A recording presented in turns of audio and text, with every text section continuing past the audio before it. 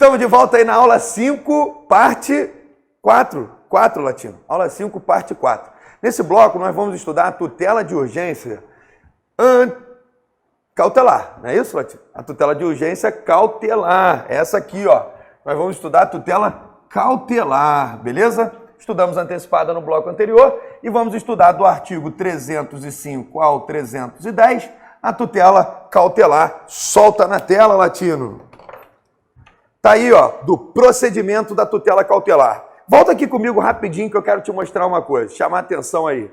Até agora, você não viu qual é a diferença da tutela antecipada para cautelar, concorda?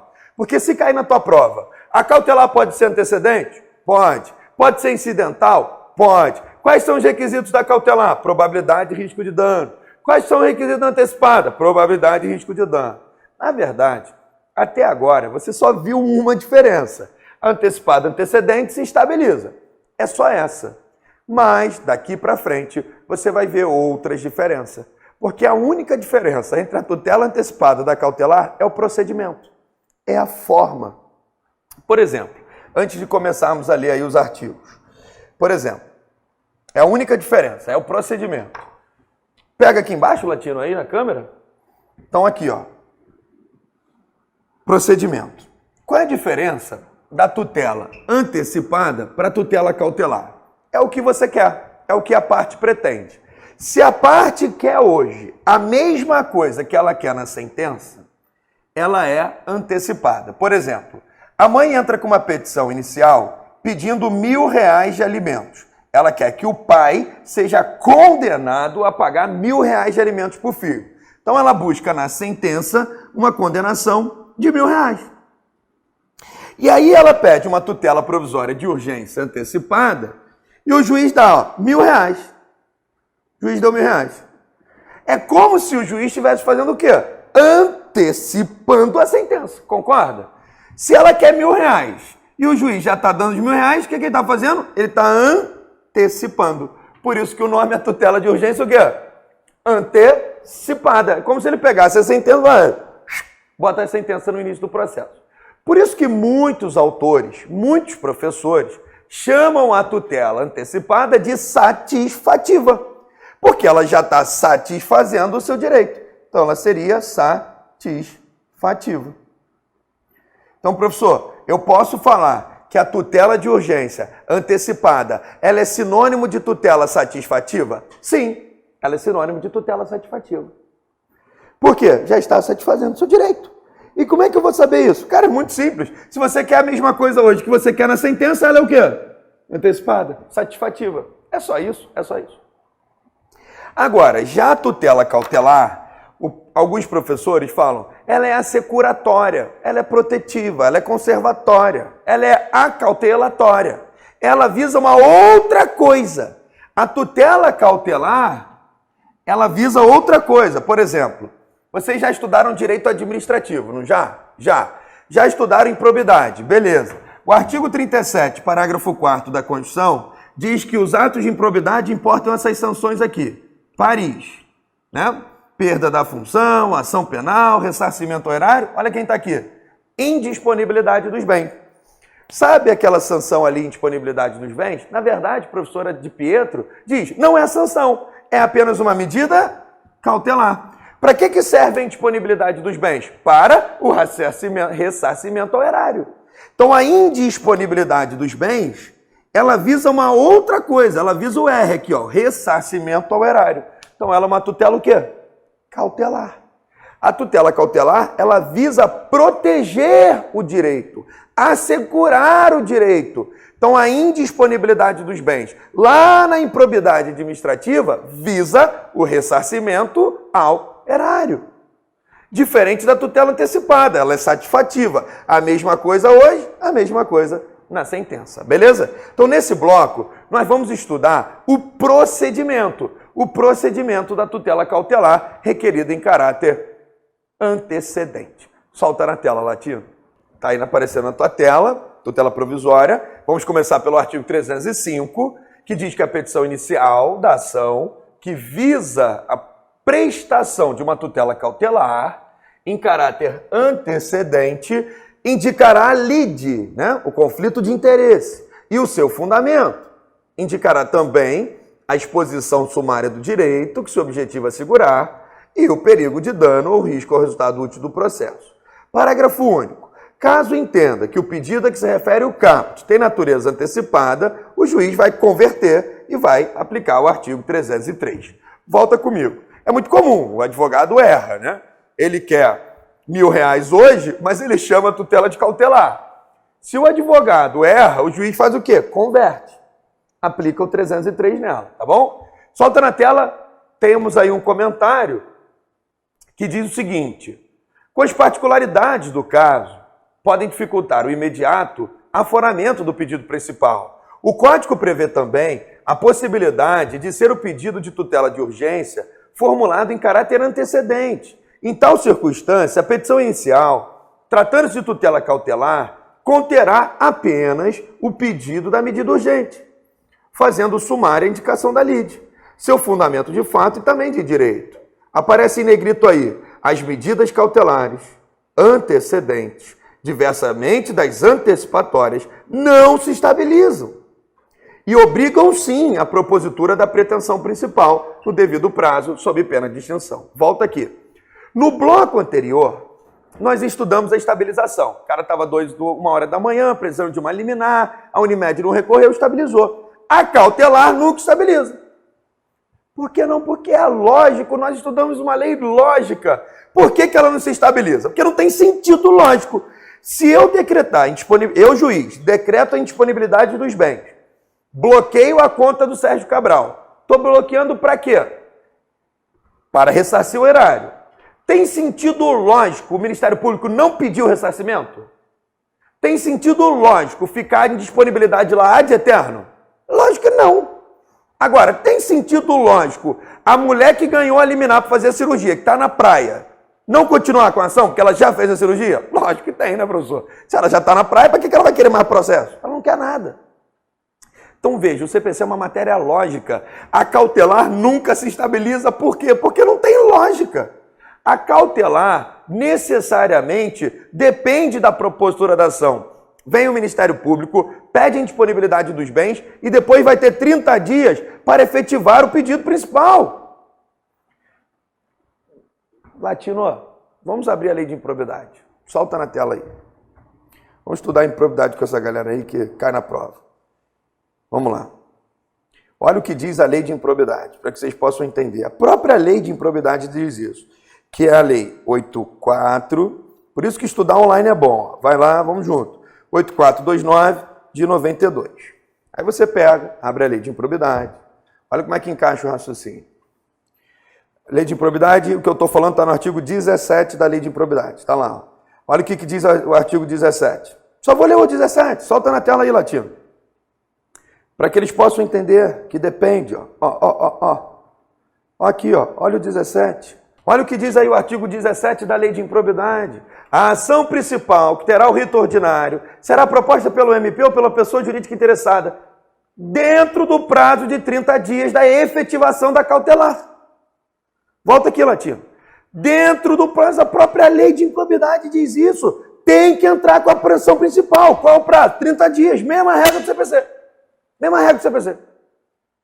Na verdade, isso aqui é CPC. O TJ provavelmente bota improbidade dentro do edital de processo civil. Eu, particularmente, acho que professor de processo civil é que tem que ensinar improbidade, não professor de direito administrativo. Até porque improbidade é ato ilícito. Improbidade não tem foro privilegiado. Improbidade corre na vara cível. Professor de direito administrativo, com todo respeito, não sabe nem o que é vara cível. Isso aqui, o certo é estudar pelos processualistas. Se você pegar o manual de direito administrativo, você vai ver que sabe o que os professores de direito administrativo fazem? Quer estudar improbidade? É enriquecimento erário, prejuízo em... Só sabe falar isso. Não sabe falar nada mais do que... Pega o livro da Di Pietro, ela usa 2 páginas para falar de improbidade. Agora, pega o livro do Daniel Assunção Amorim. Ele usa um capítulo para falar de improbidade. Por quê? Professor de processo civil. E isso aqui é processo civil puro. Olha aqui. É vedado acordo ou transação. Quando a fazenda for parte, olha lá, promoverá as ações necessárias. Isso aqui tudo é processo, cara. A lei de improbidade, ela é processual. Ela não é uma lei do direito público, do direito administrativo. Então, fiquem atentos. Eu vou aqui, ó, na cautelar, pedir a indisponibilidade dos bens, Porque a Constituição prevê que os atos de improbidade estão sujeitos a essas sanções. E aí, a partir do momento que se efetivar essa indisponibilidade dos bens, a lei de improbidade, no artigo 17, diz: tem que propor ação principal. E qual é a ação principal? A ação de ressarcimento integral ao erário. Beleza? Tranquilo? Solta na tela aí, Latino. Tem que fazer esse intercâmbio aí com outras normas, para a gente poder gabaritar essa prova. Porque gabaritar é gabaritar tudo. É gabaritar constitucional, é gabaritar CPC, é gabaritar administrativo. Principalmente para quem for para o TJ. Nota de corte do TJ é 9, parceiro. Se tu tá dormindo aí de noite, desiste do TJ, vai fazer Polícia Civil. Meu. Solta na tela aí, ó. Tutela provisória. O CPC de 2015 estabelece a tutela provisória como gênero. Nós já vimos isso. Tá aí no teu material. Aí depois tem a petição inicial, mitigação da lide, mas eu quero ir para 306. Tá aí, ó, 306, na tua tela, aparece na tela. O réu será citado para, num prazo de 5 dias, contestar o pedido. Volta aqui, Latino. Qual é o prazo da contestação? 15 dias. Só que aqui nós não estamos falando de ação. O prazo da contestação é contestar a ação. Por isso que o nome é contestação. Contestar a ação. 15 dias. Quando o artigo 306 fala que o prazo para contestar será de 5 dias, não é contestar a ação. É contestar isso aqui, ó.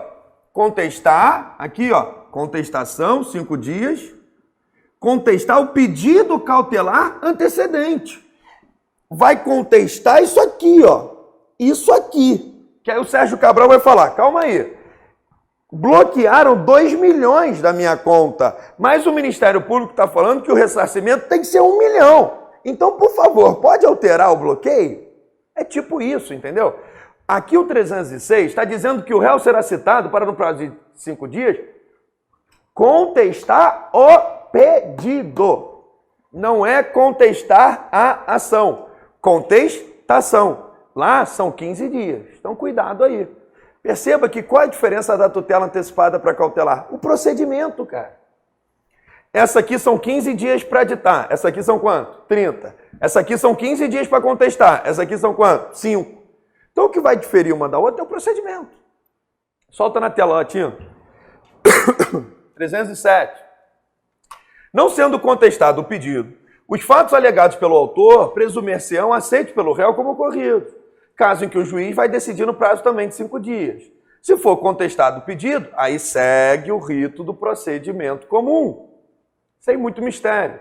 E o 308 é parecido com o 302, aquele caso em que nós falamos no segundo bloco, na aula 5, parte 2, em que se o autor ganha tutela provisória e perde a sentença, olha como é que é parecido o 308.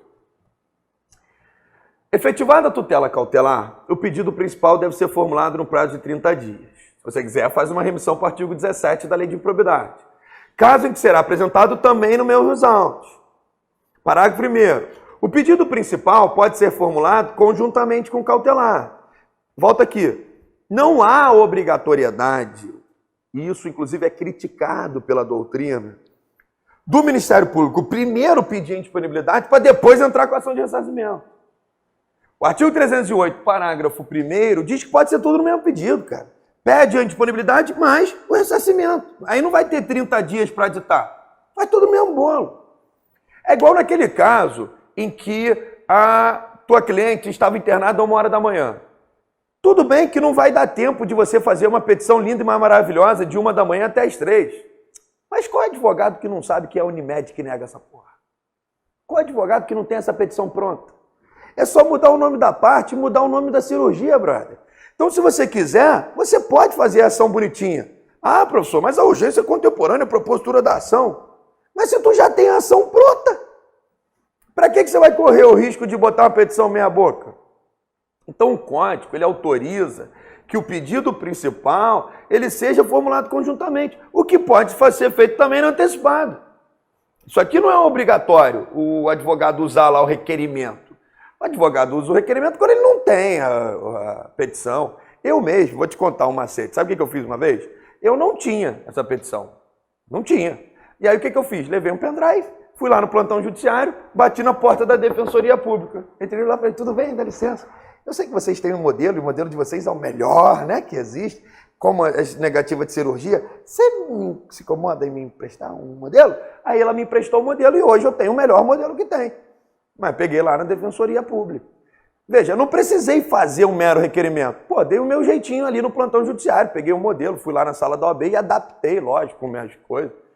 Fiz uma adaptação. Então, assim, não é necessário entrar com duas. Entra com pedido de disponibilidade, entra com outra de ressarcimento. Pode fazer tudo dentro da mesma ação, tá bom? Princípio da economia. Solta na tela, latino aí, solta na tela o artigo 308, parágrafo 2º. A causa de pedir poderá ser aditada, né, no momento da formulação do pedido. Apresentado o pedido principal, as partes serão intimadas para audiência de conciliação, mesma regra. Não havendo acordo, contesta, também não tem mistério aqui, mesma regra. Artigo 319 também traz a regra parecida com 302, na verdade essa é parecida, não 308. Cessa a eficácia se o autor não fizer o pedido principal, se ela não for efetivada dentro de 30 dias e se o juiz julgar improcedente o pedido formulado pelo autor.